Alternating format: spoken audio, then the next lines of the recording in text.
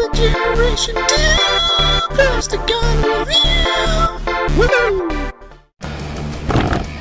Welcome back to another Plasticon review. Today we're going to cover Generation 2 Skullcruncher. Here's Skullcruncher in his gigantic crazy alligator mode. In his awesome 90s deco. Look at this thing. This thing is insane. I love this electric blue that's going on along with this crazy, it's like a borderline pinkish purple color. This guy is just really cool.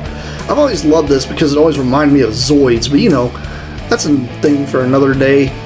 Anyhow, looking closer at Skullcruncher, he is a gigantic alligator, and boy is he an alligator. He is big and alligatory, because alligators? Animals? Hey, I like animals. Do you like animals? I like animals.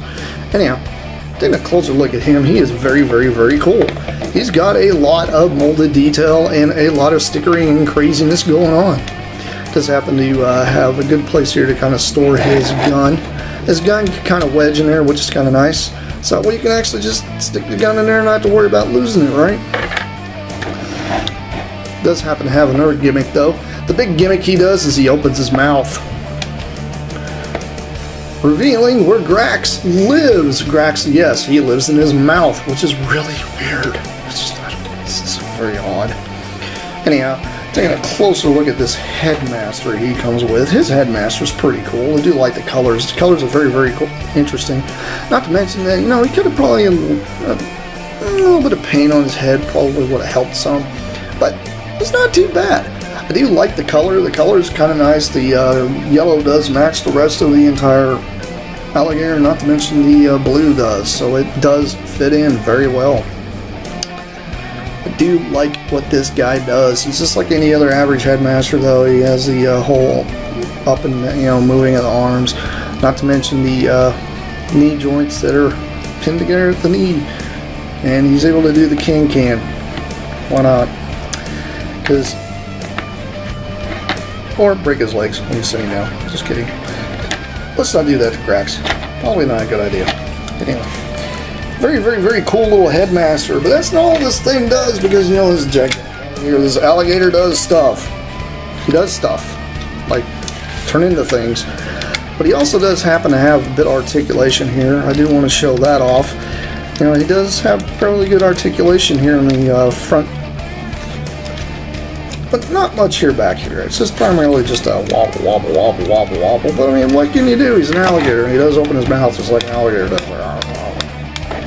Nom nom. Because you know, nom nom. Everybody likes nom nom. I don't care what anybody says. Everybody likes food.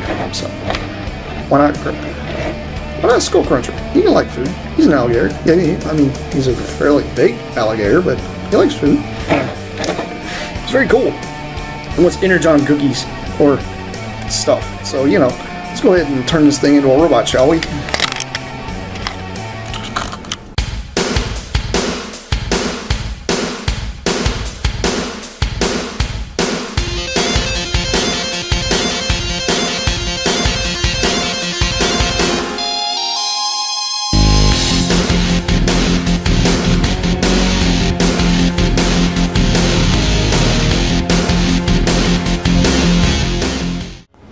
Here's Skullcruncher in his robot mode, and he looks completely awesome. I love how the yellow just really pops out once you put this guy in his robot mode. Really kind of brings that whole transdector to life.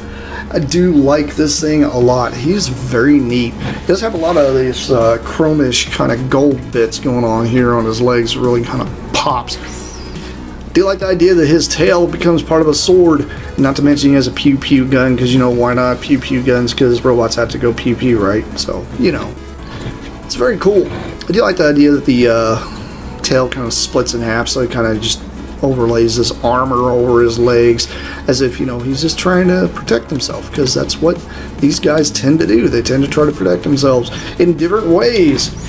I do like the idea that the head on this one just kind of folds to the back, so it's really not a big intrusive thing. Now, if you really want to be able to like store stuff, you can open up the mouth and put the gun or maybe even the sword inside his mouth, so that way you don't actually have to set him on a shelf without those bits.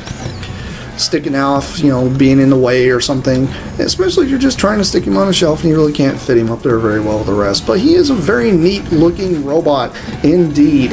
So let's put him over here next to G2 Prime to give you a bit of a size comparison. He is not too terribly tall. He's actually pretty spot on when it comes to size.